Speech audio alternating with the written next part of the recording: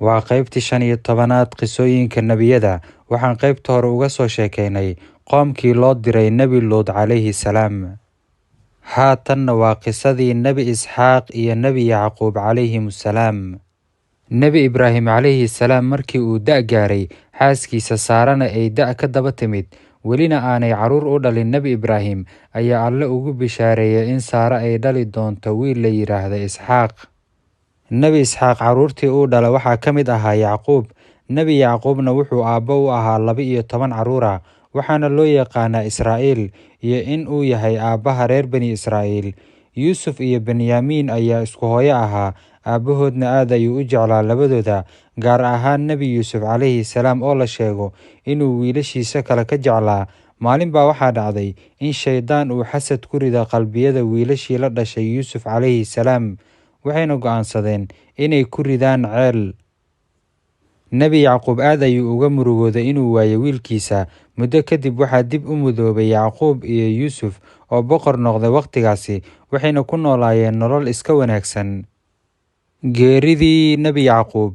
Nebi Yacquub kolkii uu dareemay inuu macsalaamaynayo dunida, ayuu isugu yeeray wiilashiisa oo uu ku yidhi, markaan geeriyooda maxaad caabudi doontaan?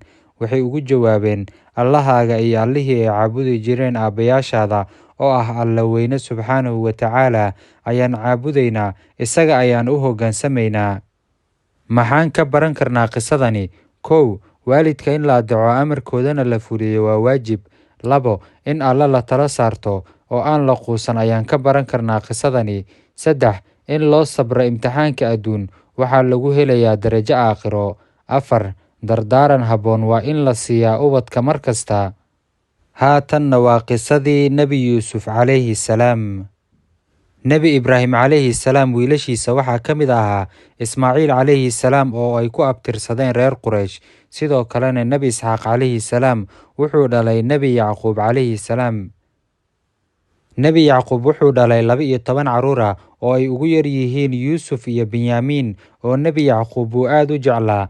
Wuxuuna Nebi Yacquub dareemi jiray in Yuusuf uu leeyahay arrimo la yaab leh. Maalin maalmaha ka mid a Yuusuf oo da' yar ahaa ayaa ku riyooday riyo weyn oo cajiib ah. Wuxuu arkay in 11 meere, qoraxda iyo dayaxa ay isaga u sujuudayaan. Wuxuu riyadii u sheegay aabbihii Yacquub calayhi salaam.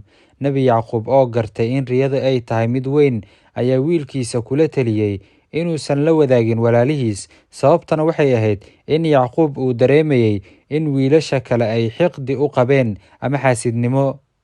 Maalin ayaa waxaa dhacday in wiilashii ay shiraan. Waxaa shirka joogay 10 wiil. Waxaa maqnaa Yuusuf iyo walaalkiis Benyaamiin oo iyaga loo tashanayay. Shirka waxaa looga arrinsanayay sidii laga yeeli lahaa Yuusuf iyo Benyaamiin oo aad looga jecel yahay guriga. Qaar baa soo jeediya in la dilo Yuusuf ama lagu tuuro dhul fog oo aan laga yaabin in dib dambe loo arko. Wiilka weyn ayaa soo jeediyay in aan la dilin Yuusuf oo lagu rido ceel si ay u qaataan dadka safraya ee ganacsatada ah. Ra'yigaas ayaana la isla qaatay. Wiilashiisa baa Yacquub ku yidhi, Aabba Yuusuf na raaci oo nagu dar, hanala ciyaaro, innaga ayaana ilaalinaynaa.